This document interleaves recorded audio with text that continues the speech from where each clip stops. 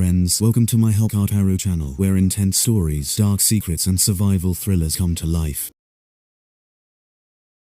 The story begins in 1950. Inside a car factory, several vehicles are being assembled. Among them, one car stands out, a red one. A mechanic is working on it. He leans in, checking the engine. Suddenly, the hood slams shut on its own. His hand is crushed, badly injured. At that moment, no one realizes this isn't just an accident. He's rushed to a doctor. Later, another mechanic comes to inspect the same car. While sitting inside, ash from his cigar falls onto the seat. The factory feels strange, unnaturally quiet. Hours pass. The workday ends. Everyone heads home. As the supervisor is leaving, he notices something. The red car's lights are still on. He opens the door. The body of the mechanic he smoked the cigar falls out, as if the car had been waiting for someone. 28 years have passed since that incident. Now we see a student named Dennis. He pulls up in his car to the house of another boy named Arnie. Arnie is quiet, simple, a serious, book-loving kid. Dennis and Arnie are completely different, but fate is about to place them on the same path. Despite everything, they soon become close friends. Today is their first day of school. At their lockers, they pull out brand new books. That's when they notice a new girl, Lee. Her beauty turns every boy in the school into a believer. Her presence alone changes the atmosphere. Later, while Dennis and Arnie are driving home, Arnie suddenly spots a car outside a house. He tells Dennis to stop immediately. His eyes lock onto it. Up close, they see it clearly. A red classic car. It's the same factory car we saw at the beginning. Now it's completely worn down, rusty, broken. Time has destroyed it. But Arnie doesn't care. In that moment, he falls in love. Then the owner, George, comes outside. He says the car's name is Christine. It belonged to his brother, who died a few weeks ago. The name alone makes the air heavier. George wants to get rid of the car as soon as possible. That's why he's ready to sell it for just $50, like he's trying to unload a burden. Dennis warns Arnie, why waste money on a junk car like this? Just buy something else. But Arnie doesn't hesitate. He buys the car right then and there. His decision is final. That evening, when he gets home, his parents find out. His mother scolds him harshly. Fear is clear in her voice. Arnie doesn't listen. He bought the car with his own savings. Still, his mother says one thing clearly. This car will not stay in this house. The tension fills the room. So Arnie takes Christine with Dennis to a garage. There, they meet the owner, Will, a bitter, unpleasant old man. Yet he allows Arnie to keep the car there, as if even he feels something strange. On the way back, Dennis asks the question again. Why Christine? Why this broken, worthless car? Arnie answers quietly. He didn't choose the car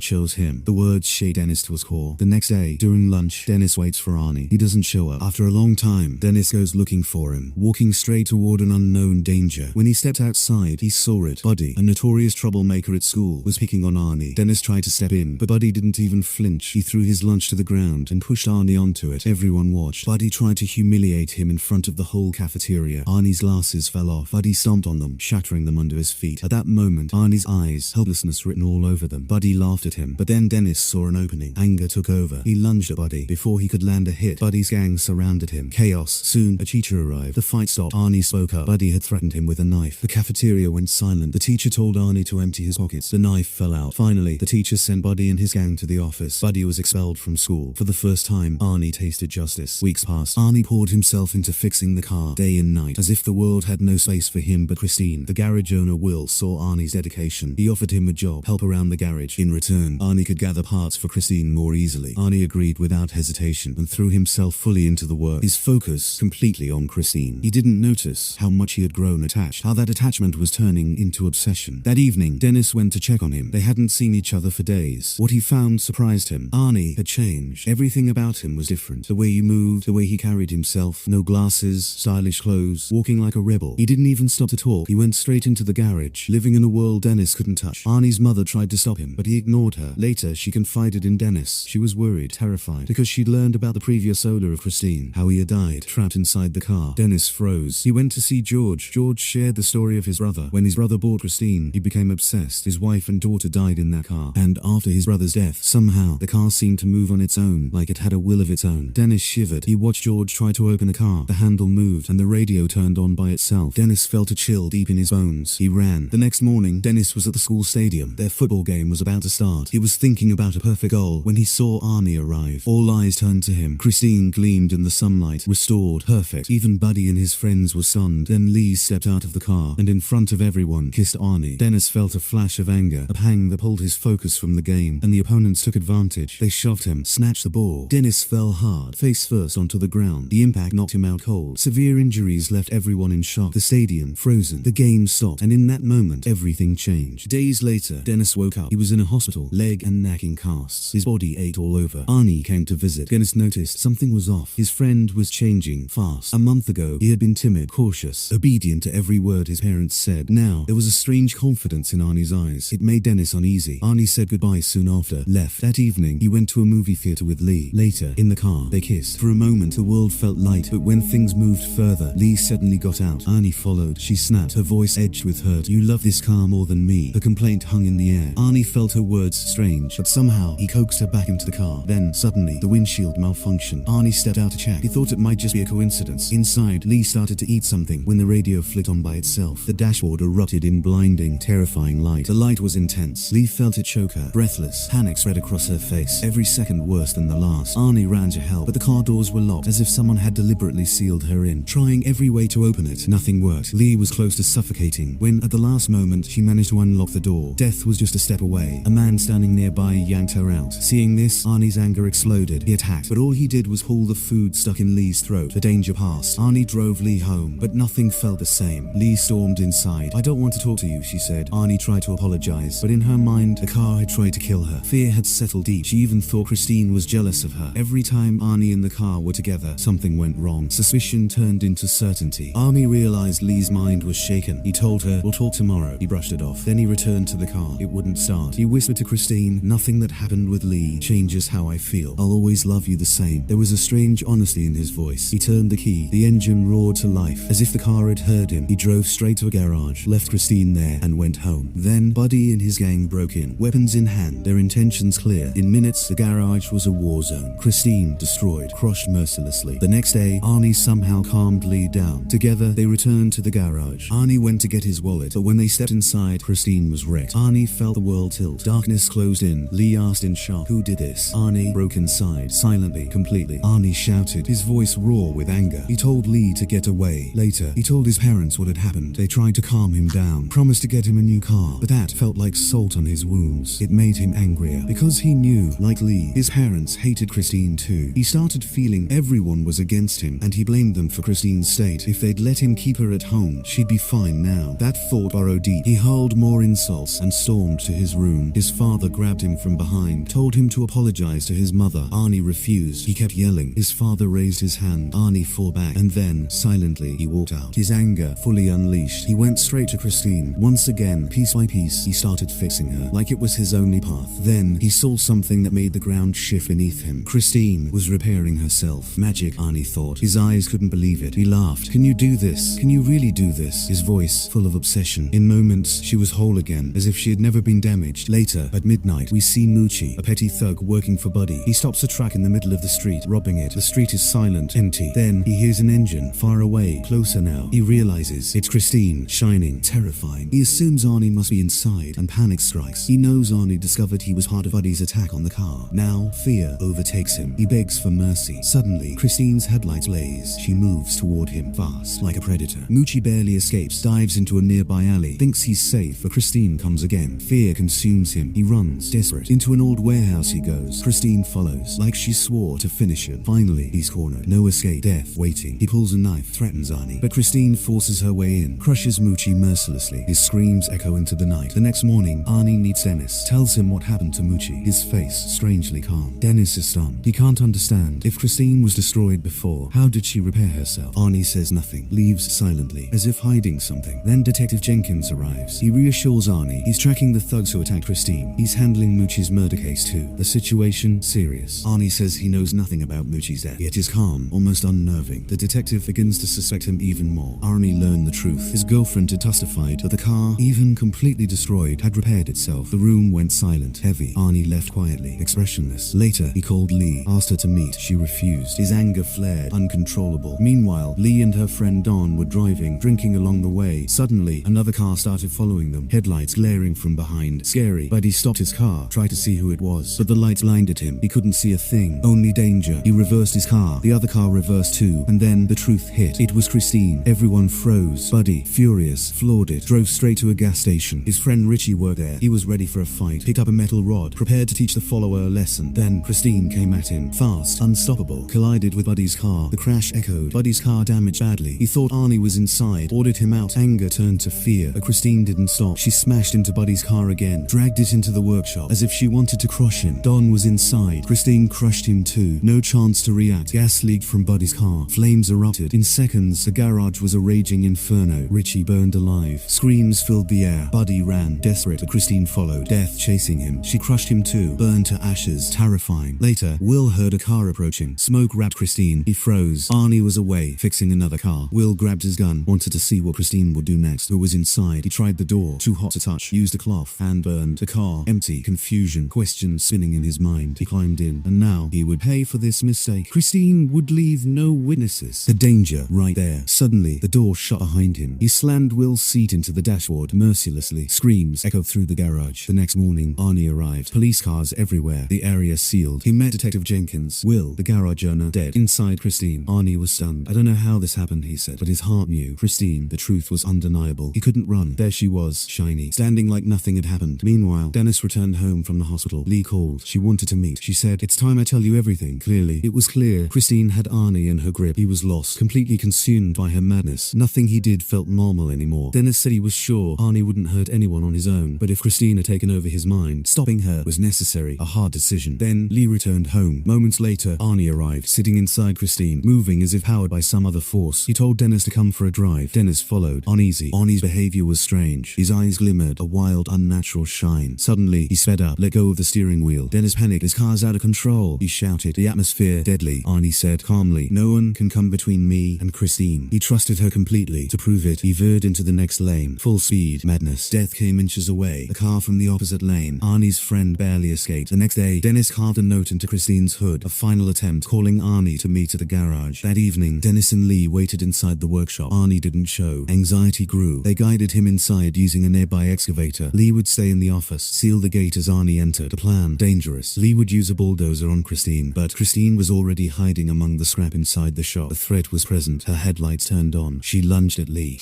Death charging. Lee barely grabbed a hanging tire to save herself, but Christine refused to quit. She attacked again. Relentless. Dennis swung the excavator in front, protecting Lee. The crash was direct. Christine backed off, moved to the far edge of the workshop. Dennis maneuvered the excavator away. Face to face, the cars confronted each other. And now, Christine wasn't alone. Arnie was helping, completely under her control. Even the excavator had stopped working. He struggled to restart it, time slipping fast. Christine charged toward Lee, smashing everything, but a collision hurled Arnie through the windshield. Luck turned. Lee moved closer. Arnie added. He jumped, startled her, but a shard of glass pierced his body. Blood poured. In his final moments, he reached for his beloved car, but the injuries, he died in front of Christine. A painful, tragic end. Lee fled. Christine shifted into reverse, tried to crush her. The car, alive. At the last moment, Lee escaped. Christine crashed into a pillar. Dennis seized the chance, restarted the excavator, rushed toward Christine. He slammed into her, but she kept fighting. Christine lunged at Lee again. Dennis crushed her from behind with the excavator, her strength weakening. Lee rushed to Dennis, but Christine began to gather herself, activated, repairing herself again. Dennis started the bulldozer, crushed Christine completely. The final blow. She struggled, but this time, she was destroyed. Her power gone forever. The fight finally over. The next day, Dennis and Lee met Detective Jenkins in the junkyard. Christine reduced to a pile of scrap, completely finished. They left, but then, a small piece of Christine moved on its own. The threat not gone. The cursed car still alive. And with that, the story ends. Survival isn't about being the strongest. It's about the choices you make when there's no escape. If this story kept you on edge, make sure you like the video and subscribe to my HOPKART PARU channel, because what's coming next isn't just another story. It's a fight to stay alive, and not everyone survives.